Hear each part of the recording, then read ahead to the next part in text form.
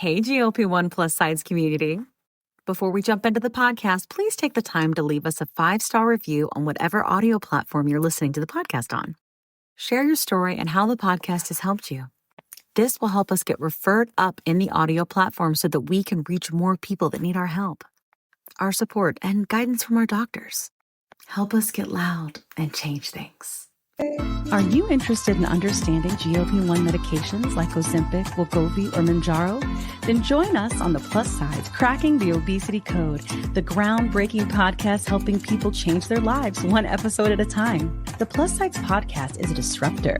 We're breaking down barriers, smashing stereotypes, and sharing inspiring stories that'll leave you feeling informed and empowered. Join us every week to learn from doctors who are specialists around GLP-1 medications like Ozempic, Wegovy, and Mounjaro.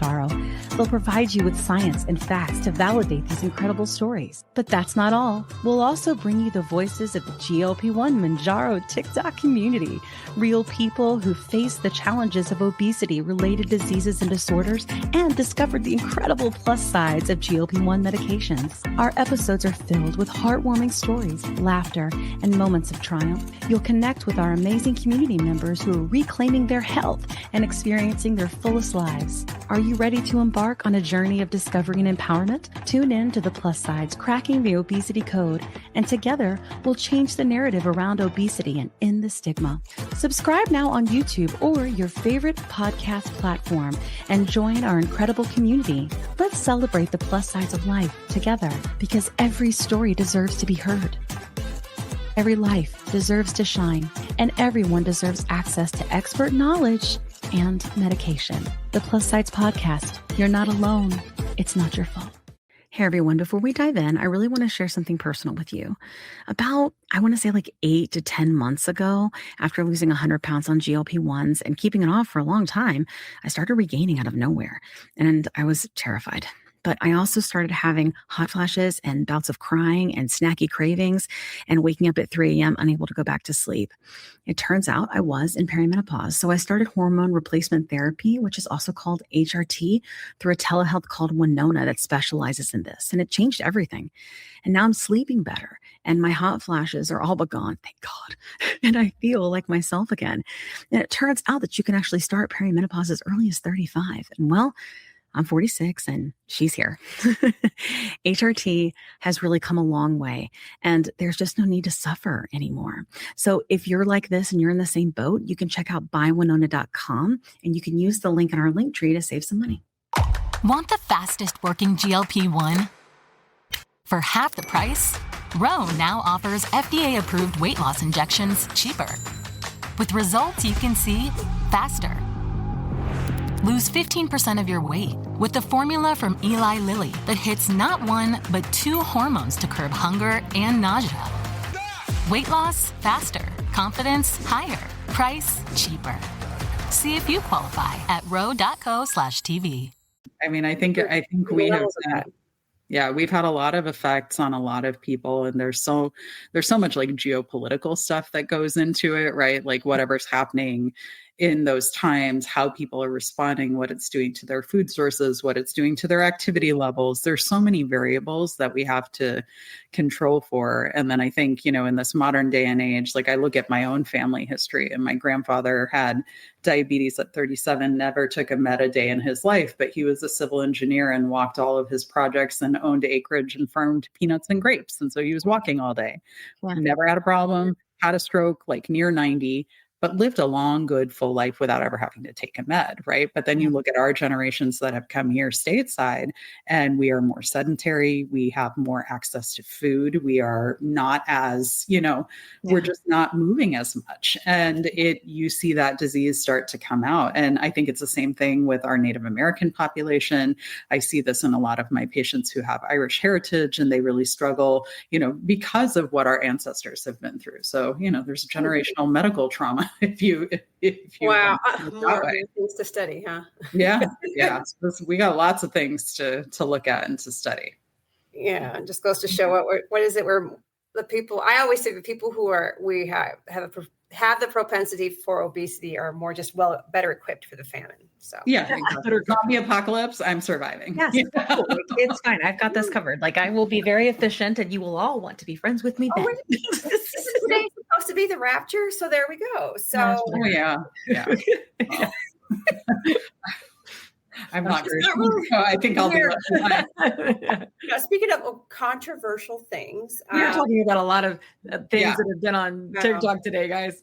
Like, it's been a crazy freaking week, and it's only Tuesday. I need to go catch up. I was in clinic all morning up until I met you guys, but I've been hearing snippets from my patients. Well, rapture, that's one. Mm-hmm. People giving away their money, and I'd have been like, I'll do.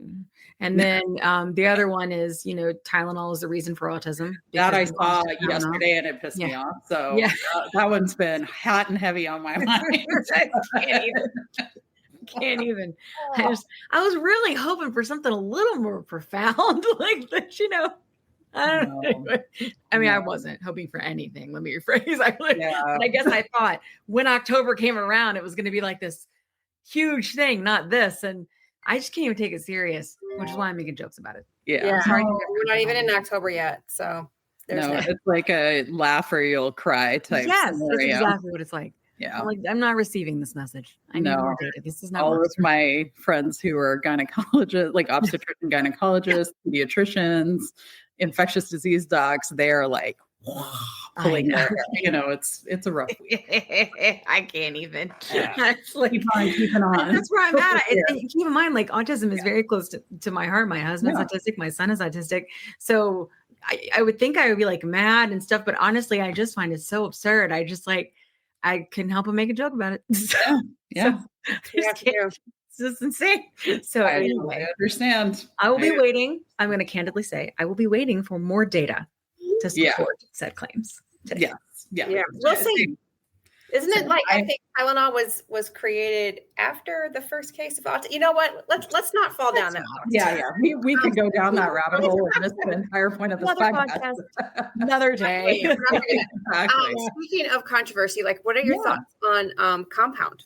Oh yeah, that's a good question. I will say that I don't have a ton of experience with them because I have some restrictions around my malpractice that allow me to prescribe, right? And I think that anything.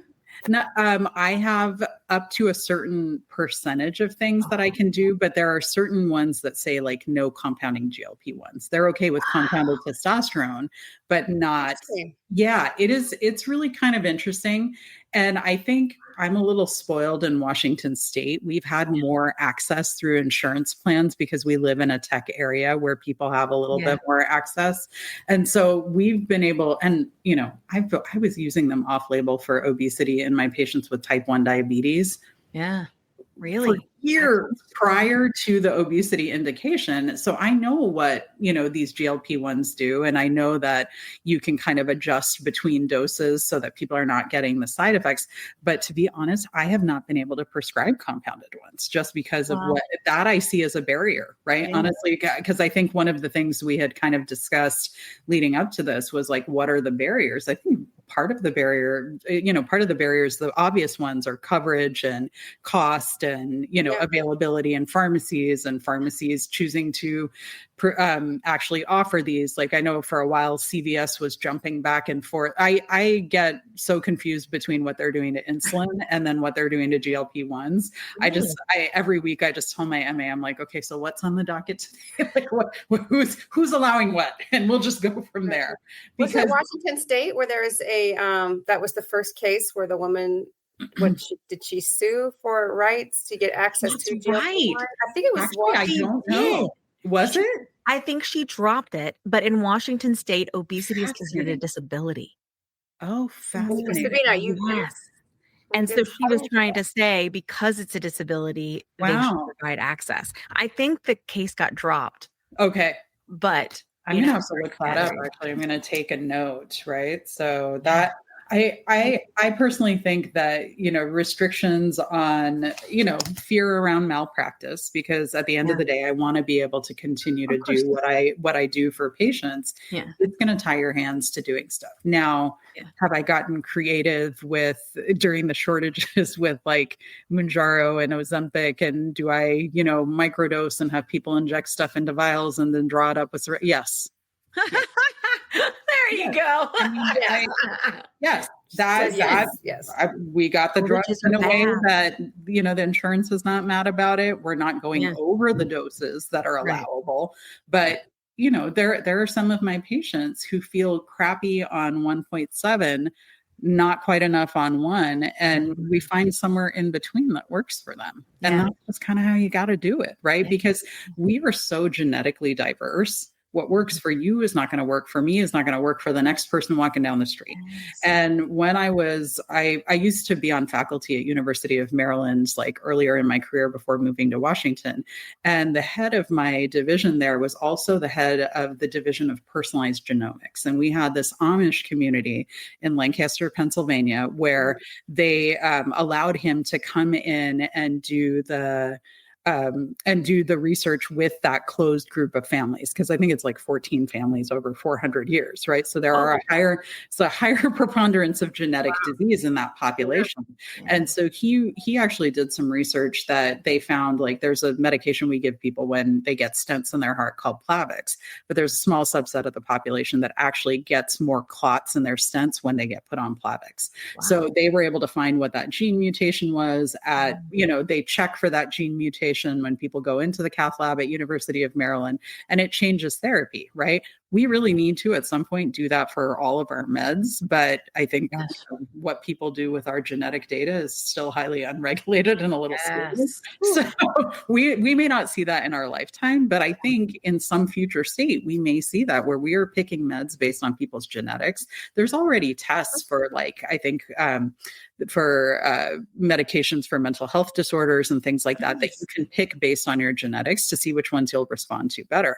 I would love to see that for all of our GLP-1 agonists. I would love to see that for the thyroid meds that I prescribe, or for the other diabetes medications I prescribe, right? Yes. I would love to be able to pick based on what is right for you and your body and your situation. So, right now that's why we call it art and science, because the science generally has been done in mostly men. And then when you layer in women, it tends to be more white men and women.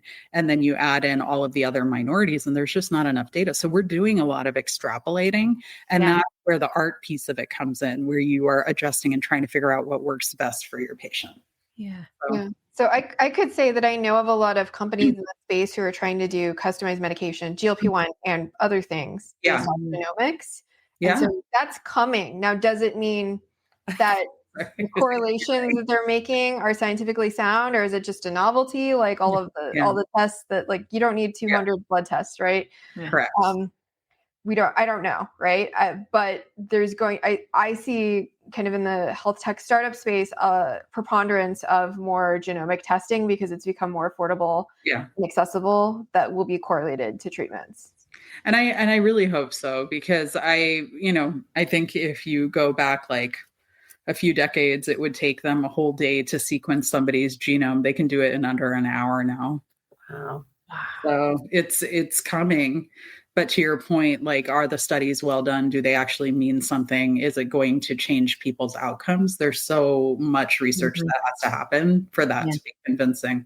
Absolutely. Yeah. And I think, like, as more of these become available, single agonists, double agonists, triple agonists, like to be able to know and hopefully avoid like getting sick or going through the insurance hoopla to get things approved, and like know what you would do well on, I think would be good. And I remember they had something recently where they were testing sort of like, I want to say it's like gut motility or something like that, where that was a thing, right? Where they could be like, maybe why some people do respond to GLP-1s and other people don't. Yeah. Right? Yeah, because the gut motility piece of it is how quickly the food moves through your GI tract, right? Yeah. So when you eat something, if it moves slower, you feel full faster. It signals to your brain when it's moving slower that you're full. And so you won't eat as much. And actually, when my patients start on their GLP-1s, one of the common side effects, the nausea, is I tell them that's like cognitive dissonance between your brain and your stomach. You're used to doing something through your actions, and your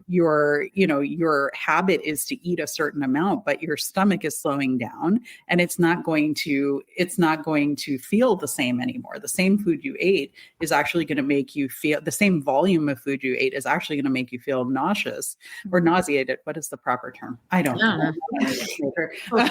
But it moves because it's moving through your GI tract slower. You're going to feel full faster. And if you eat past that point of fullness, you're going to feel nausea. So when people are aware of that going into it, they watch for it a little bit more. But everybody goes through that adjustment period. I know I felt it when I started on a GLP-1. So yeah. Can I tell you about something about my journey? Was that when I got started, especially in the first 2 weeks, but certainly in the first like 2-3 months. So I'm a canary for nausea. Everything makes me nauseous. And what it felt like was my entire GI tract felt fucked with. Like it was just different. Like everything was like touched by the GLP-1. Like literally everything got touched. Yeah. And it felt like it took me a while for me to understand that I basically had to relearn my body's cues for my entire GI system. Yeah. Hunger felt different, like needing to poop felt different. And what I realized was like my body was just giving me nausea, a signal for all of that. Yeah. So like I could be nauseous and I'm actually just constipated or thirsty. Or like I need to burp or I need to fart or I'm hungry or I'm thirsty, right?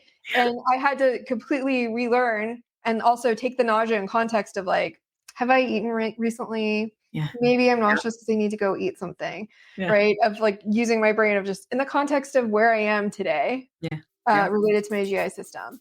But my body was just like nausea. Nausea is the key for everything now.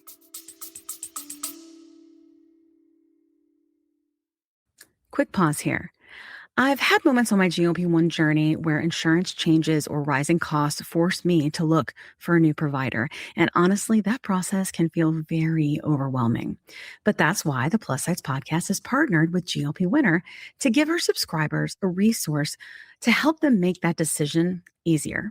GLP Winner is a comparison platform that lets you explore telehealth providers in all 50 states, whether you're looking for brand name medications or compounded options. You can see pricing up front, read reviews, and get a clear picture of which provider might align best with your needs. Check it out today at glpwinner.com/plus-sides. That's glpwinner.com/plus-sides. Don't forget the Z. Let me tell you a quick story.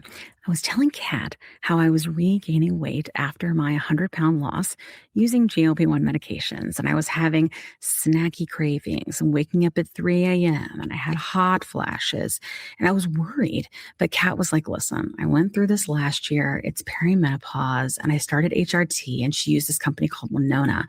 So I started going there to see if this was something that was going with me. Turns out it was, because I'm 46.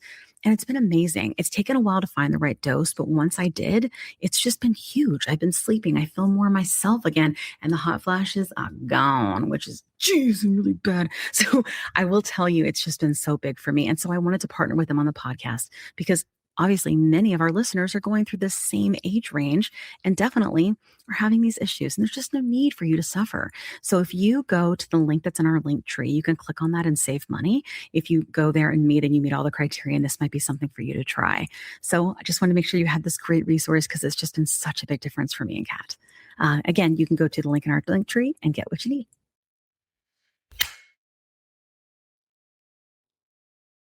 20 seconds a week to lose 20% of your weight in a year with diet and exercise. That's the power of GLP-1s through Ro.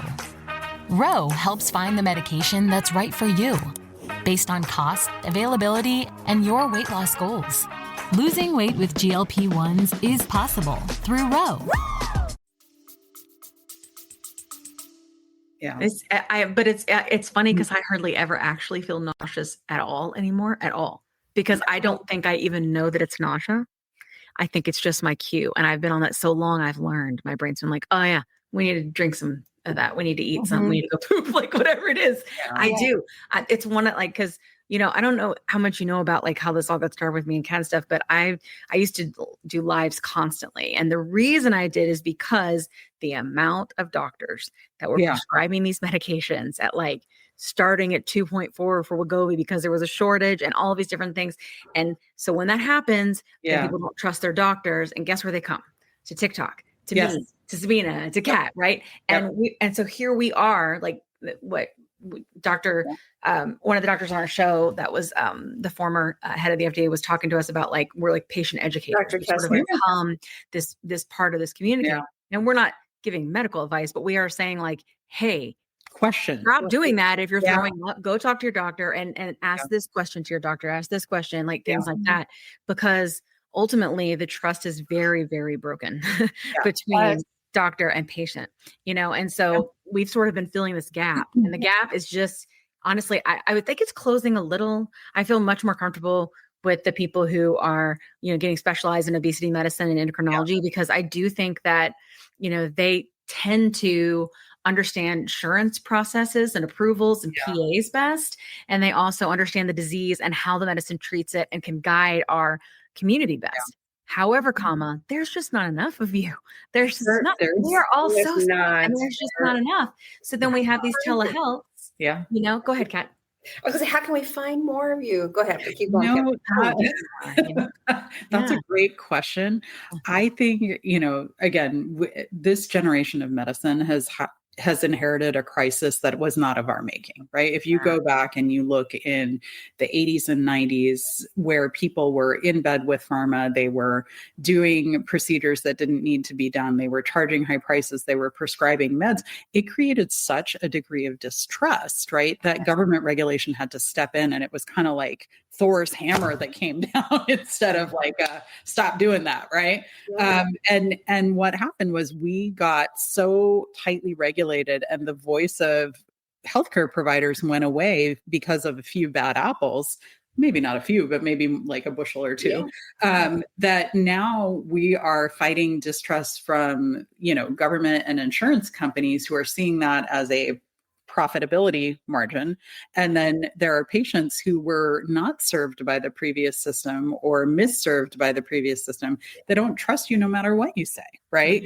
And that is a really hard thing to then have to try and fix in a 15 to 30 minute visit, right? Like sometimes the amount of time that you have for a visit is very short. I actually fought with my healthcare system, and I was like, I need 45 minutes for new patients minimum. It used to be an hour, so I backed down to 45 because the longer I've practiced, like the more I can get out of patients. But my follow-ups are all 30 minutes. Unless I'm seeing you virtually, those go faster because we don't have the check-in process. And those will be like 20, 25 minutes. But I advocated for that time with my patients because it's just not possible, right? And unfortunately, our primary care docs don't have that luxury to go advocate for that, right? And it's really hard because in this country, our healthcare insurance, everything is tied to your job. And if your job is just holding all these things over you, it's very hard to fight the system. And so I just want to say to all the listeners out there, the overwhelming majority of doctors are good. We don't want to see you sick. We get no financial benefit from anybody for, whatever garbage is out there on the internet, like meds, vaccines, whatever. I've been practicing for 16 years. I have yet to receive my check. Nothing has come, right? And most of us want to see you get better, and we want to do right by you by giving you all of this support. I think with endocrinology, one of the interesting things has been that when it comes to reimbursement and healthcare stuff, we are one of the specialties that you do because you love, not because you're going to make a ton of money off of it. We get probably reimbursed at or around maybe even slightly lower than primary care in some areas. And unfortunately, with how expensive medical education has gotten, people don't go into those specialties anymore, right? So you're seeing a shortage of that. And then in my perimenopause and menopause work, one of the other things that I've come across is that one, I think it's fabulous that we have more women going into medicine. I think we absolutely need that. We need it because we need to advocate for our own healthcare causes. Unfortunately, the system is set up in a way that women almost can't succeed in it. And by year 6 of practice, we are seeing 40% of women physicians go part-time or leave medicine altogether. Wow. Right. And do you think that's because of insurance and reimbursement, or what do you think that is? I think it's burnout. It's a lot of things, right? Because the other thing, and this is not a knock to my male colleagues, I have some amazing male colleagues who do a phenomenal job with patients, but there was a study that was done, I want to say a few years ago now, where they looked at the number of in-basket or portal messages we get from patients. Yeah. Female physicians got 26% more. Wow. Because we were more apt to answer. Right. Yeah. And then it becomes and that's not just from patients, it's from staff as well. They will come ask us questions. And then with the administrative burden, instead of being able to be in a room with a patient, it burns people out. They don't want to do it anymore. Right. Yeah. And I can understand that. It's hard to be charting in your pajamas when you're at home or for sure. Messages. So I think it's a multi-layered, multifaceted issue. I think those of us who are doing it, we are trying to redefine what that looks like. We are really pushing to advocate for patients, making sure that we have time. And it is hard. I mean, my state is currently going through an endocrinologist shortage. I think we did like a community survey, and they said in our immediate service area, we were down 6 endocrinologists for the community, and for the greater, larger service area that is several miles in either direction, we were down 12. Wow. Yeah. So if there's an there are just more endocrine disorders that are like, it's not getting any better. I mean, that is very scary. Like, and here's the thing, like, especially because we have many men that listen to us as well. Yeah. We're not saying men are bad. We're not saying no. Situation. We're not. We're just identifying that there is a problem and that there is an issue with the system, and that these things, this pressure and this issue is likely contributing to that. And identifying that and figuring out a way to advocate and move through it doesn't mean that any of our male listeners are bad or that anything like that. Like these are just facts and things. Visibility. Yeah. And men struggle with metabolic disorders, right? And men who have struggled with overweight and obesity face the same amount of discrimination and stigma that female patients do, right? But the experiences are slightly colored differently depending, gender does have something to do with it. Right. But my goal is to try and help as many people as possible. I think, unfortunately, with the way that things are going in medicine and the tenability of the system, that's where we start to see a lot of pressure on whether we can actually have enough specialists in an area. Yeah, absolutely. What do you, we don't have to get into this now. No. I can take it out. What are you thinking about AI in the medical system? Like when it comes to this, like, especially, do we think it's going to help? Is it going to hurt? Like, are we going to get more specialists, less? Like, do you think it's going to affect things in that way? So I don't know about like its medical capabilities yet, but I will say one of the ways that I've been using it over the last year has been in a co-pilot form where I have it on an app on my phone. I turn it on with the patient's permission because Washington's a 2-party consent state. So you got to ask everybody. And it listens to my visit. It writes the note for me, including the plan that I verbalize to the patient. So the amount of time that I'm having to sit there and do administrative work has gone down. And I feel like I'm a better doctor over the last year because I can actually, instead of sitting there trying to type while I'm talking to my patient, I can actually sit and look you in the eye, have a whole conversation with you, do the thought work in the room, come up with your plan, and then go from there, right? I did have a patient of mine who works in tech, and it was really funny. He was like, I put all my stuff in ChatGPT and I want to pressure test it with you. And I was like, oh, what does that mean? And so he's like going through the list of stuff that he thinks, like his symptoms that he thinks may be due to the condition that I see him for. And, I'm not worried about ChatGPT taking my job anytime. It was all wrong, right? It was all gobbledygook. Sure. None of it made sense. There is a newer AI platform called Open Evidence that I actually really like. It's a partnership between an AI company, the New England Journal of Medicine, Journal of the American Medical Association, and you have to be a clinician to use it. They ask for your NPI number, but when you put a question in there, it will pull all the most recent studies associated with your question and give you all the evidence for what you're looking for. Right. That is fantastic. That's fantastic because it saves me time. Right. So anything that saves me time and allows me to engage more in like the mental practice of medicine and diagnosing and treating people and trying to put the pieces of their puzzle together, I'm all for. Well, and I think also repairing trust, right? Like, because that's one thing I'll tell you. I mean, here's the thing. I've been here advocating for 3 years. I've been doing this podcast for over 2 years. I interview doctors every week that are specialists in this area, that do this, that have been treating with these medicines for years, teaching me what to do. I will tell you that even me, the first thing I do is I go to my community with questions before I go to my doctor. Yeah. Even me, Kat does it too. You message your girlfriends and you talk to your community. Like, I will put a TikTok out before I will go to my doctor. And it's not because my doctor's done anything wrong. It's because I don't trust the system. And I think that's so deep. It's so deep.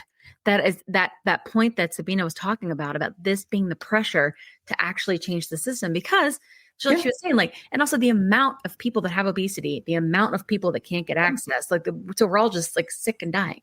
And we can't get access to the medicine. Like, we've got to change things. And I think she's so right. I saw when she said that to me, I was like, I think what I do might be like even more important, because I think that's true. I think what we all do is actually more important from a bigger level than just changing things for obesity care, but it's for changing care in general and how we do this, because this isn't working. Can we all just look around and go, this isn't working? Nobody thinks it's working. It doesn't matter if you're Democrat or Republican. It doesn't. It's not working. No, it's not working. It's not working. Everybody is suffering at this point. Yes, needlessly. Many people needlessly.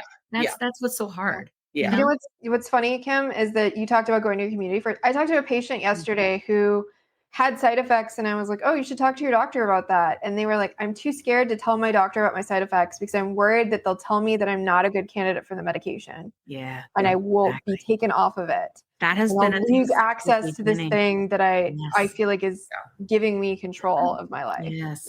They think, like, I'm writing a book. I know, shocking. And it's called Our Last Shot. There you go. Welcome. Not time for pre-order yet. It's not written, but that's what it's called. And it is literally about what we are talking about right now, which is the fact that the reason people will not go to their doctors is because they feel like this is their last shot. They really do. They feel like this is their last chance, their last opportunity to get it covered. They can't get a surgery. Maybe they failed surgery. They don't want to tell their doctor because they're afraid they'll take them off the medicine. They're afraid that they'll say like they won't prescribe anymore. They're going to have to find a new doctor, going to find a new prescription, go through PAs again. So they come to us. And I don't see that getting any smaller. It's just getting bigger. And so why?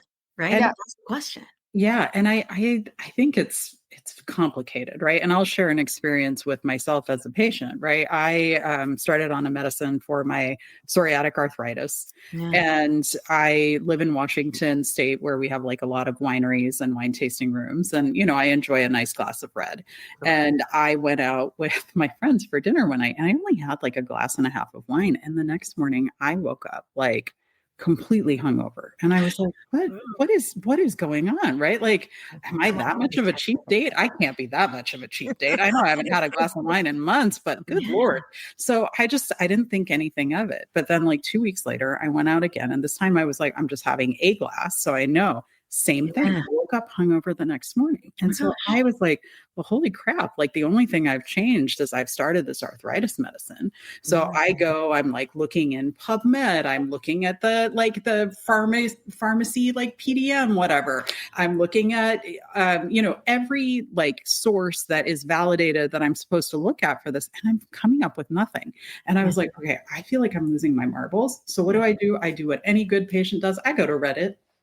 And there are hundreds of people who are like, yes, I cannot drink alcohol anymore, right? And I was like, well, holy crap, right? I had no idea. Fast forward to last year, I'm looking at the New England Journal of Medicine, and they're studying my arthritis medication as a treatment for alcohol use disorder. Oh my gosh.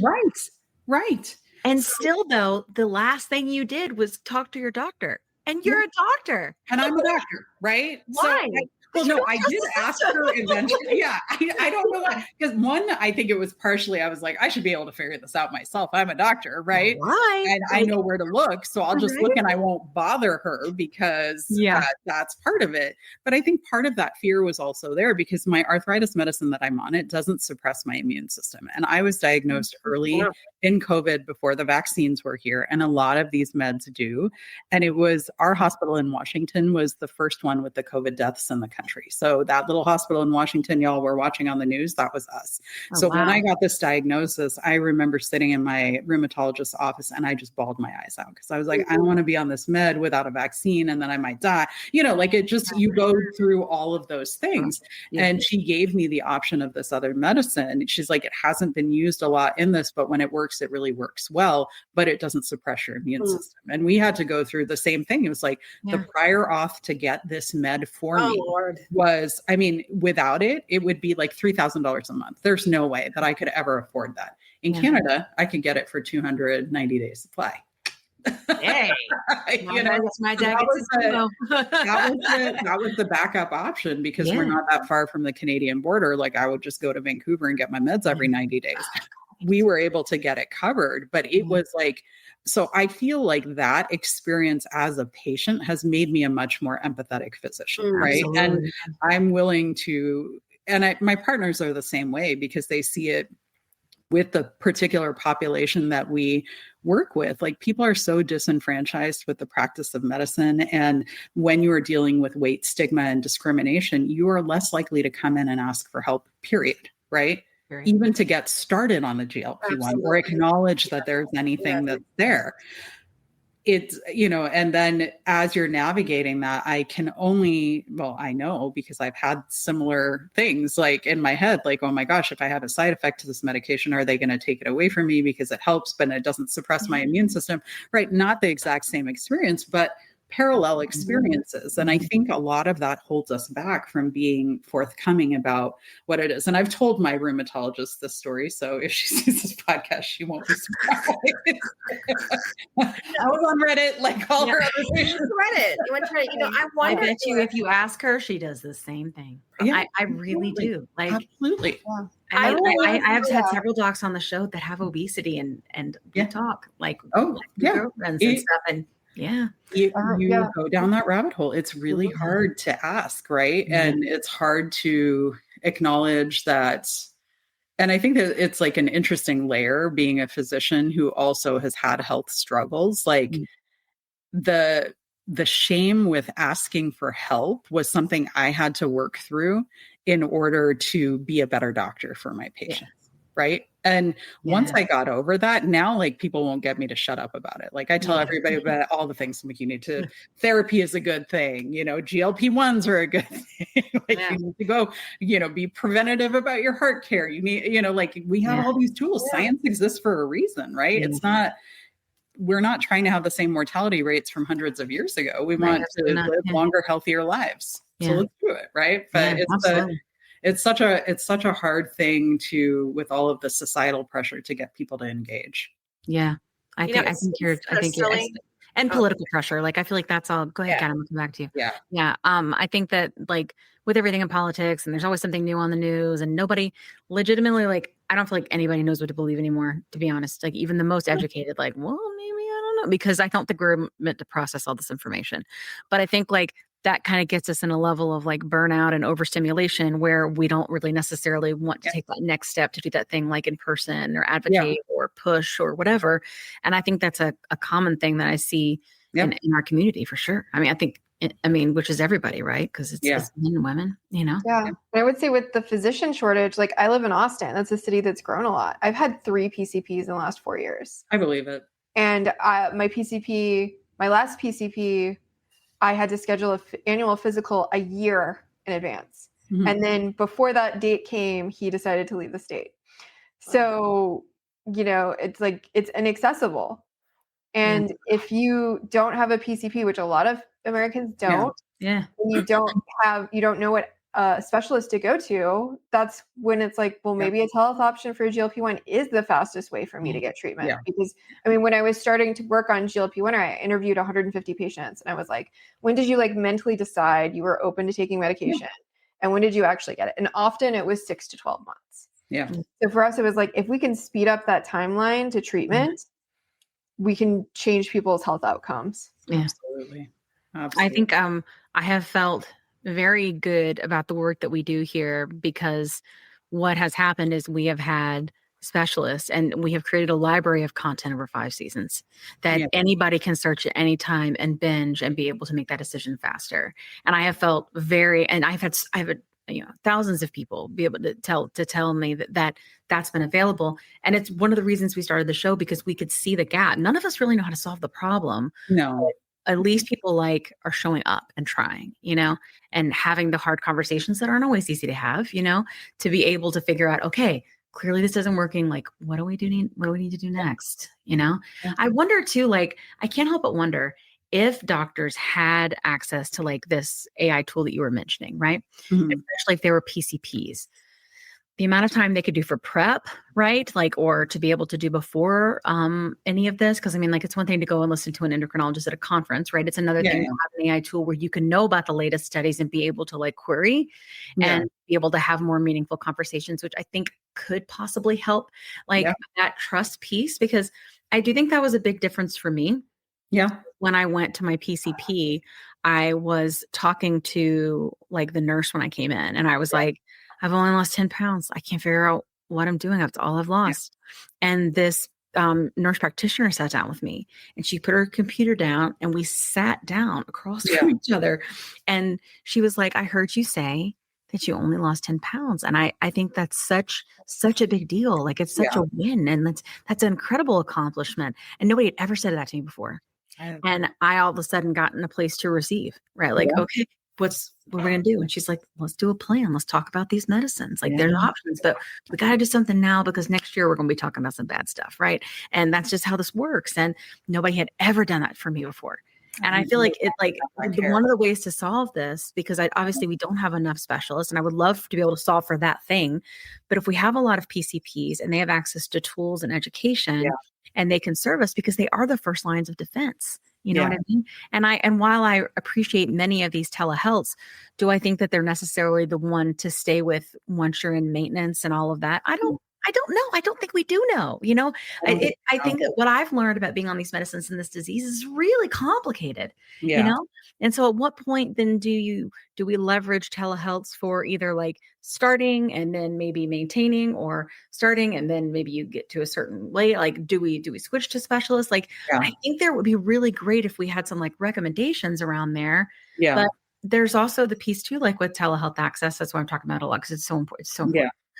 The issue with where people live. So we've had people on our show before that are in rural areas. They don't have access to close access to be able to see, an endo or an obesity specialist regularly, or be able to necessarily afford it. Medicare, I don't think even covers, right? Obesity specialists. I don't think that's what we're trying to throw at. Depends on the plan in our state. But one of the things that I'm seeing right now that's driving me up a wall is that the insurance companies are putting restrictions that are not in line with the guidelines. So I said I'm a little spoiled in Washington. I've had an easier time getting most of my patients their meds. Mm-hmm. But the other day I was looking to approve it for somebody who had a BMI over 35 with 2 comorbidities. They had high cholesterol and prediabetes, right? So by all intents and purposes should qualify for that. Actually, a BMI of 27 or higher with 2 of those comorbidities, people should be able to get the med.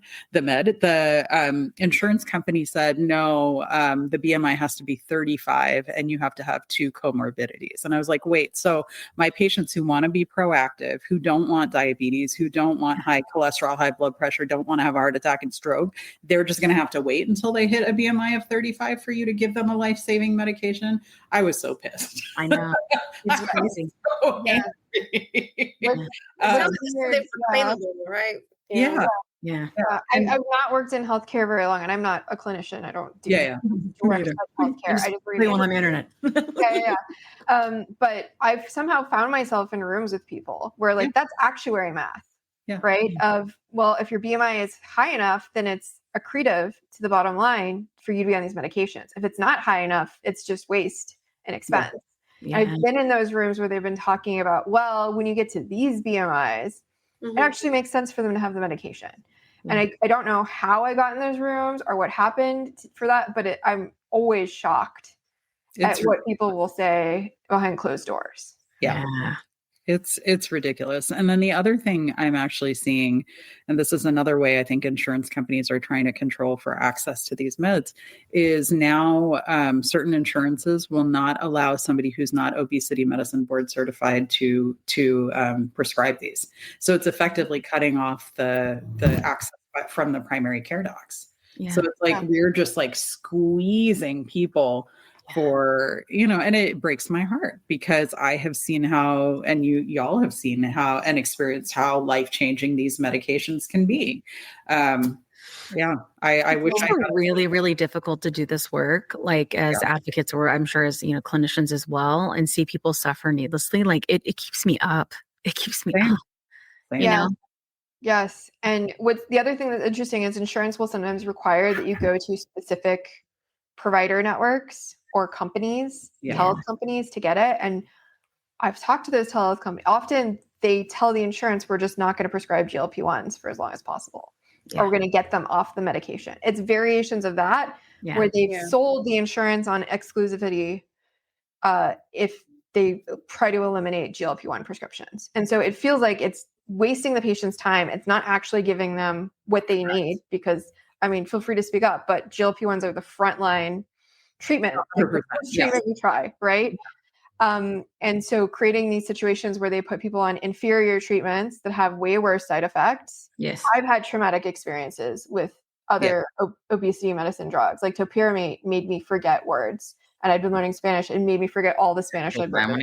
It did not come back.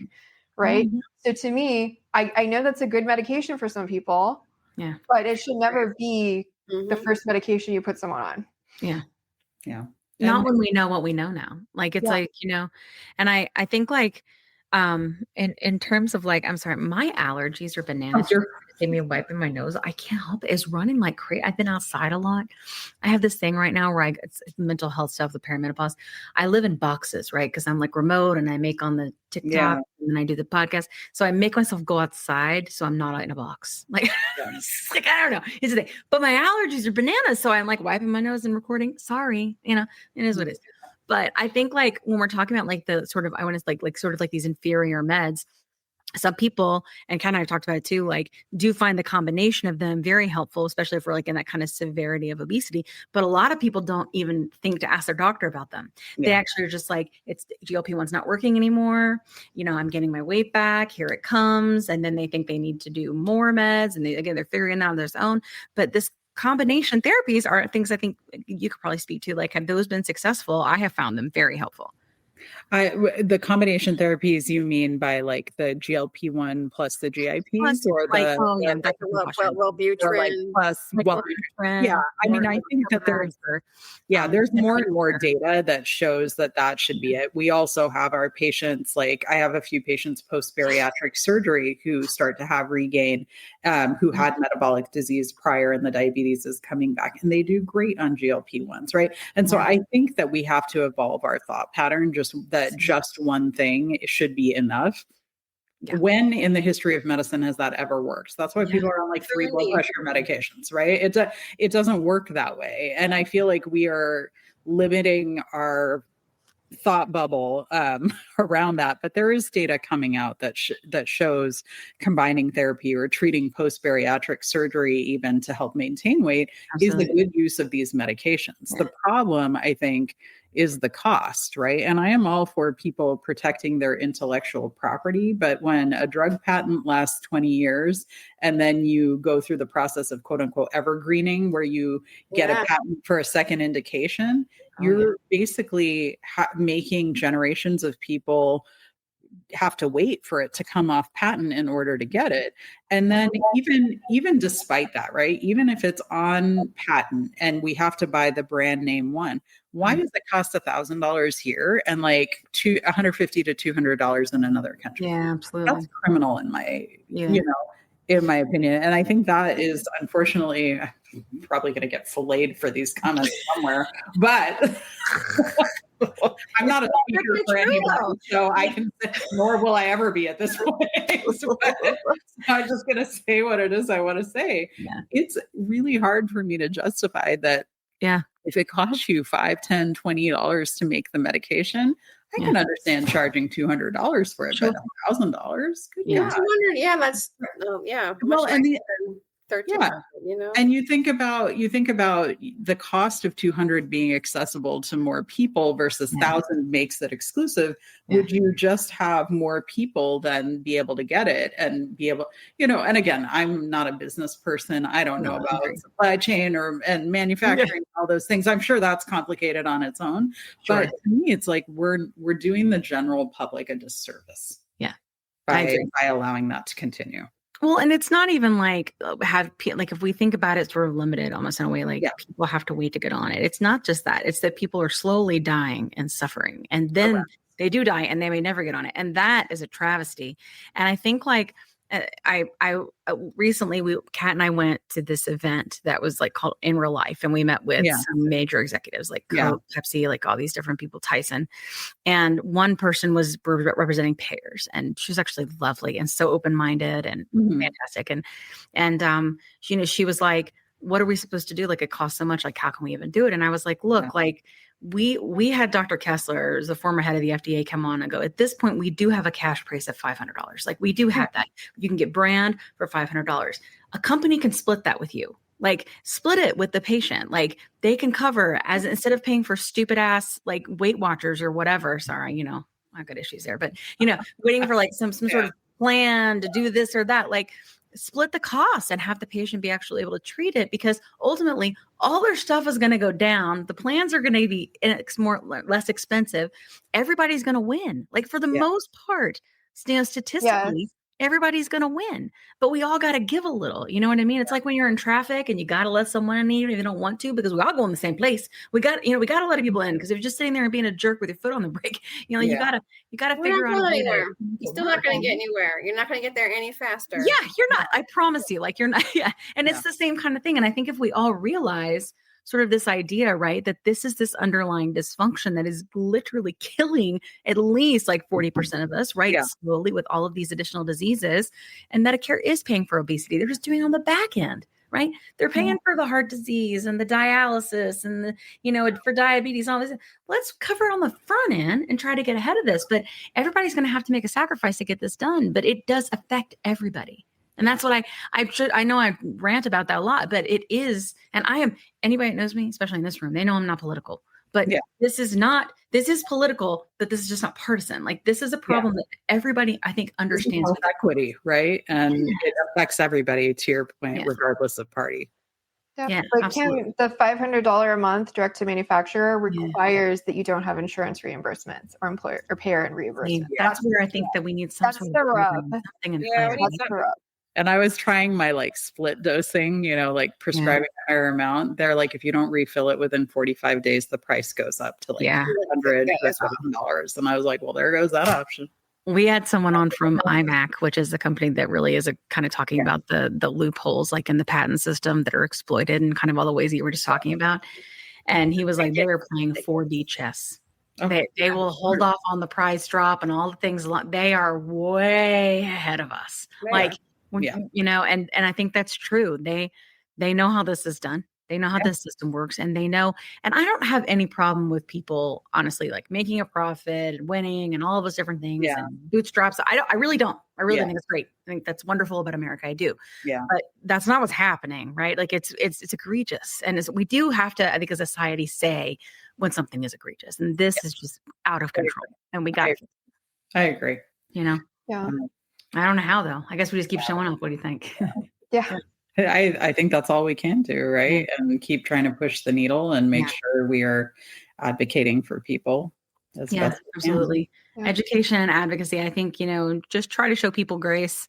So I think if we get to a place where we can forgive our doctors and our PCPs can learn more about this, I think that is one of the reasons, like we're talking about, because there are some flex or some HSA or HSA that will actually say like you can use this one and they have compound and you can pay for it. And so like I feel like we're kind of heading in that direction, right? And if that's the option, then that's the option. But if there's some sort of assistance, right? Because even $300 a month, like it's a lot. It really is, and it does continue to not serve many people that need this, And I just think we just got to keep talking about it. Just keep talking, guys. We'll get there.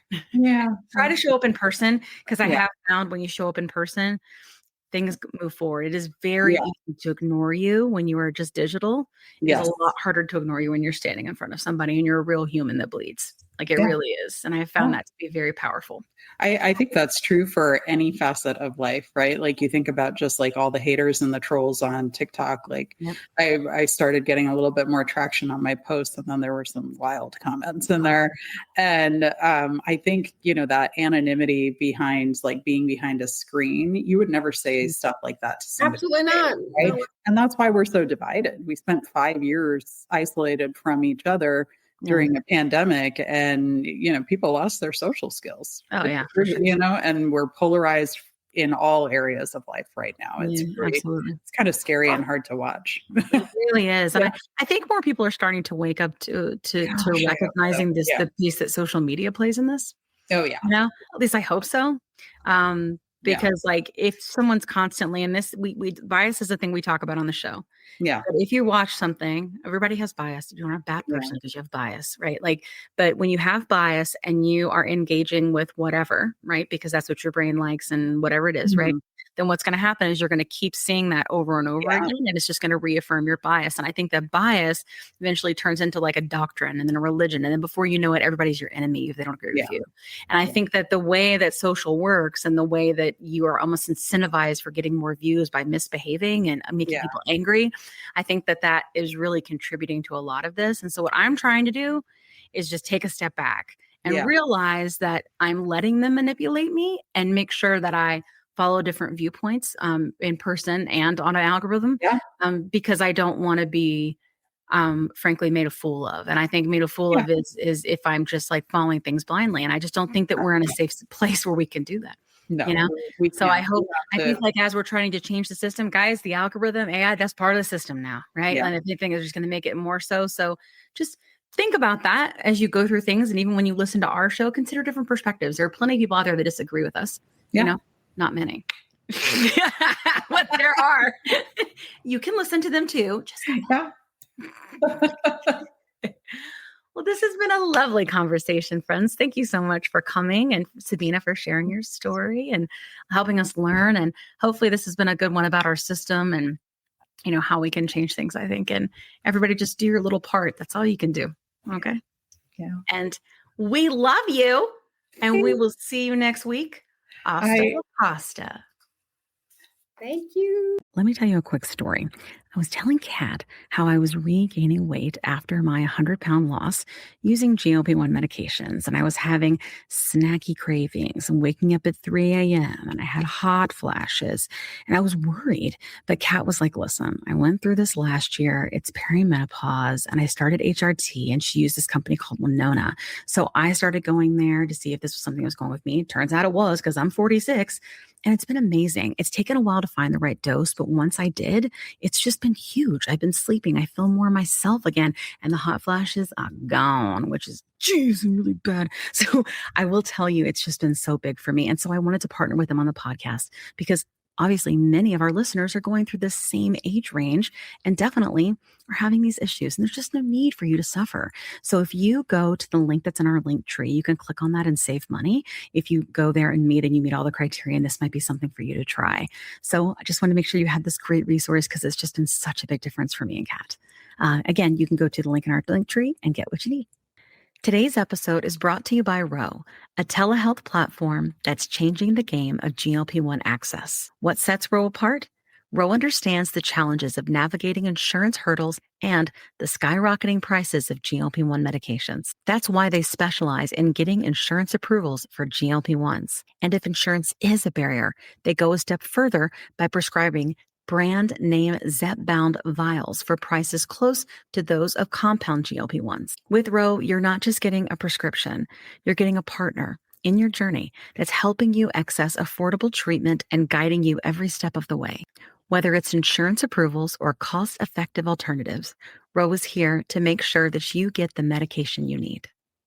Visit ro.co/plussides with a Z today to see how they can help you take control of your weight management journey with affordable, accessible care. That's ro.co/plus-sides with a Z, making healthcare work for you. Check out the link in our show notes for more details. Are you interested in understanding GLP-1 medications like Ozempic, Wegovy, or Mounjaro? Then join us on the Plus Sides, Cracking the Obesity Code, the groundbreaking podcast helping people change their lives one episode at a time. The Plus Sides podcast is a disruptor. We're breaking down barriers, smashing stereotypes, and sharing inspiring stories that'll leave you feeling informed and empowered. Join us every week to learn from doctors who are specialists around GLP-1 medications like Ozempic, Wegovy, and Mounjaro.